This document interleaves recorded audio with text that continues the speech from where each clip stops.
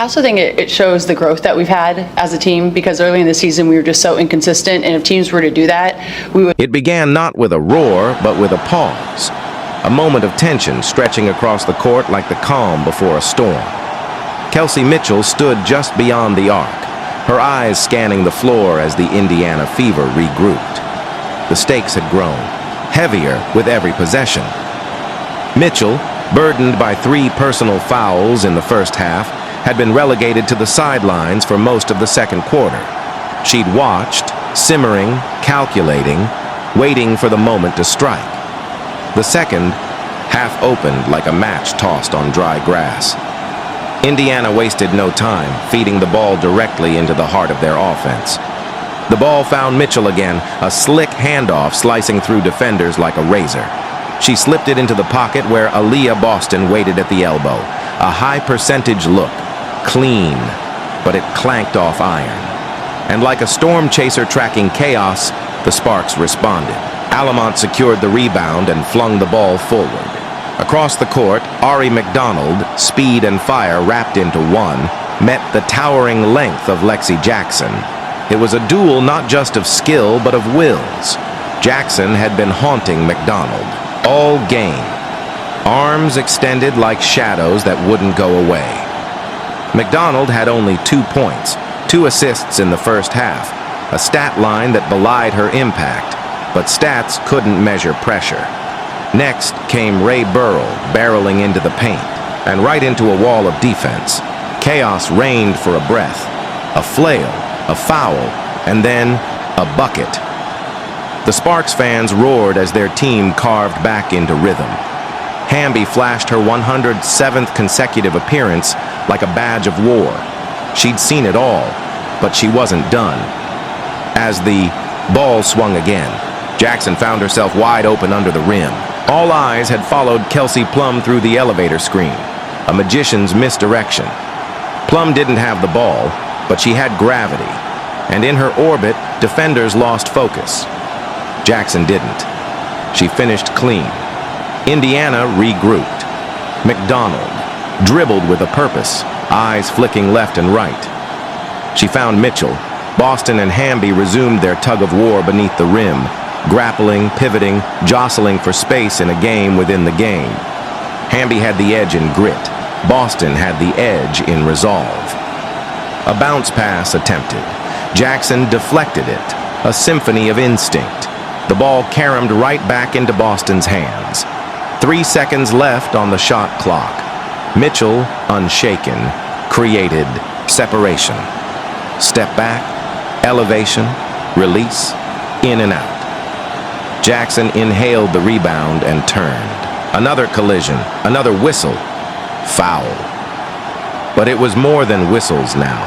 It was a rhythm, a symphony of swings and counters. Alamont danced around a Hamby screen like she was tracing wind. She spotted Hamby rolling. Quick flick. Hamby caught. It awkwardly twisted midair, tossed up a wild prayer. The whistle screamed again. Another foul, this time on Hamby. The bench rose. So did the noise. Indiana's momentum had returned not in thunder, but in pulses. Hamby wore that foul like a badge of fury. Her face hardened, her eyes narrowed. This wasn't just a regular season game anymore. It was personal. Stevens checked in, wiping sweat from her brow. She wasn't here for finesse. She was here for fire. Back on the other end, Mitchell danced behind the arc, slipped into the slot. A screen, a release, bang, 3. She was back. The net barely moved. That was Mitchell's first bucket of the second half, but it came with the weight of 16 total points and the message, "You left me too long, I'm done waiting." Then it was Alamont again, orchestrating the tempo, dipping around the Hamby pick. She found Stevens this time. A subtle shimmy, just enough to make Howard hesitate. She ducked underneath, stretched out like a gymnast, and kissed it off the glass. The Sparks had found their edge again, but the Fever didn't flinch. Mitchell found Howard. Howard didn't look for her shot. Instead, she peered into the paint. Boston, waiting, towering, balanced. The pass came soft, like a lullaby. Boston didn't dribble. She caught, turned, and finished. That's what makes Boston elite. The hands, the patience, the presence. In this game, nothing was easy. Every possession was a chapter, every point a battle.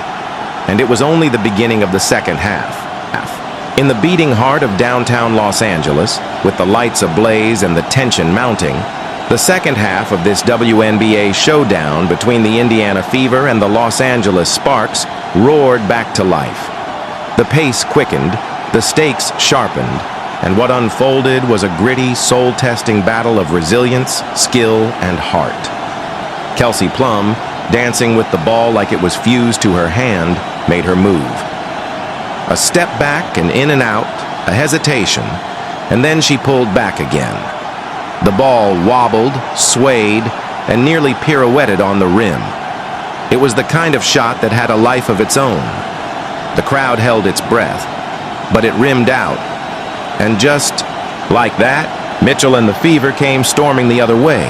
Ari McDonald, smallest on the floor but the boldest in the paint, soared in from the shadows, grabbed the offensive board, and punched it back through the net. The moment wasn't just about 2 points. It was a statement. The Fever weren't just here to compete. They were here to claw back, possession by possession, soul by soul.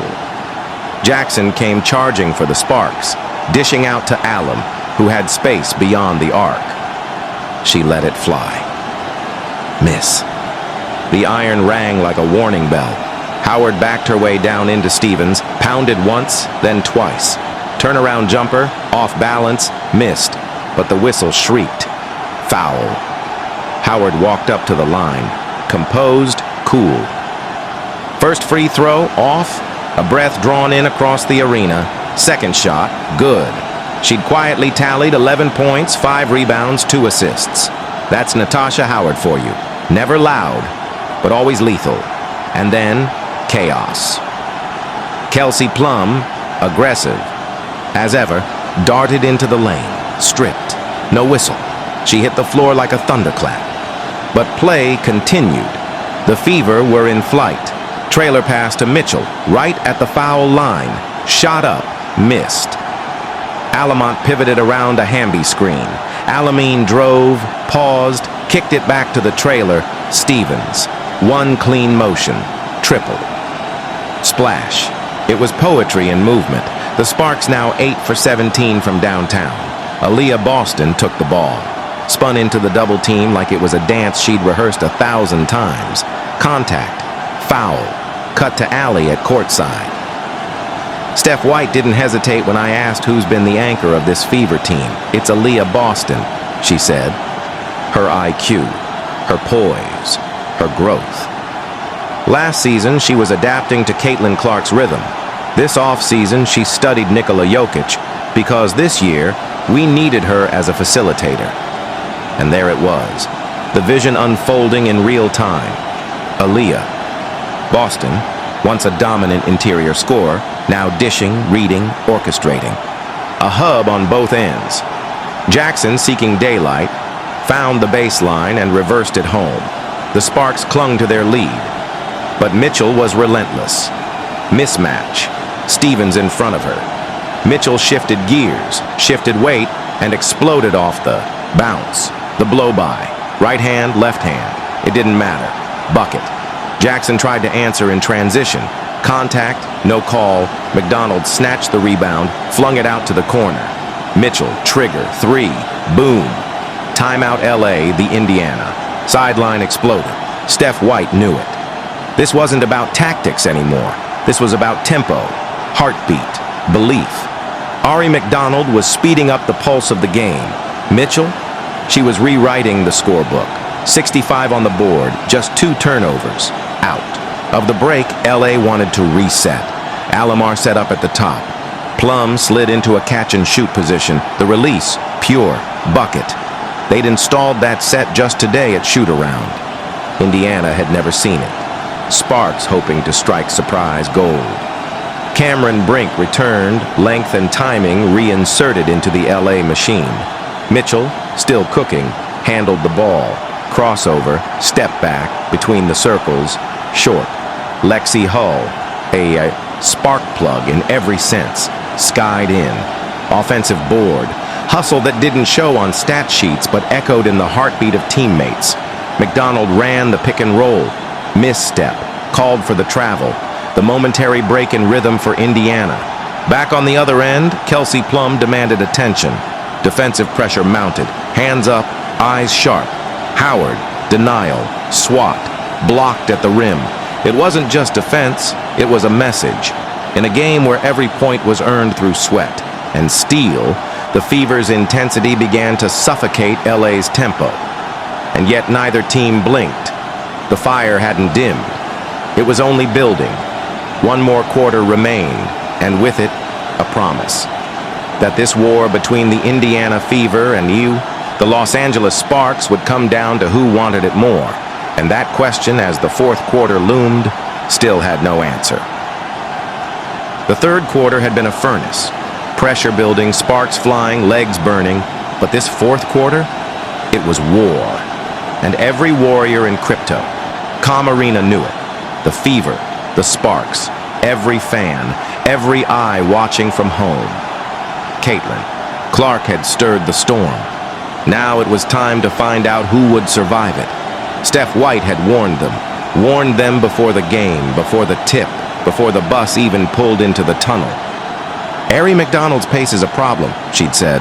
A spark plug, and if she gets rolling downhill, she's gonna break your scheme into pieces.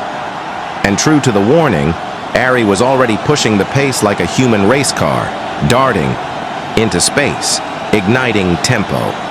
Mitchell held the wing. She didn't need a full play, just the rock, just space, just let Mitchell cook. Indiana, despite the chaos, had held on to the ball well, only 2 turnovers so far this quarter. That's championship caliber, poise. That's composure under blitz. And now, out of a timeout, they came out with fire in their eyes. Alana Smith stood at the top of the key like a conductor waiting to cue the orchestra. A flick, a flare, Plum rises, catch, shoot, boom, a dagger from distance. They'd added new plays this morning at shoot-around. That's how high the stakes were. Implementing mid-season tactics in less than a day, trying to trip up the Fever defense. Keep them guessing, keep them chasing shadows. Cameron Brink, back on the floor, her presence like a wall of ice in the paint. Indiana didn't flinch. Mitchell had been flame-throwing this entire third quarter. She crossed, stepped back between the circles.